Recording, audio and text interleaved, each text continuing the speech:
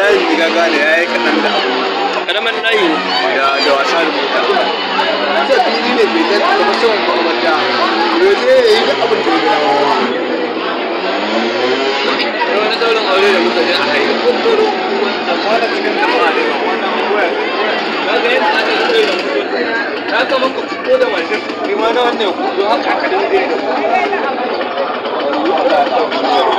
da ruwan kuma za ga ana kare wani kawai ne yaro ko ya zo ya yi mace wata ranar kuma kada mutane da a wani yara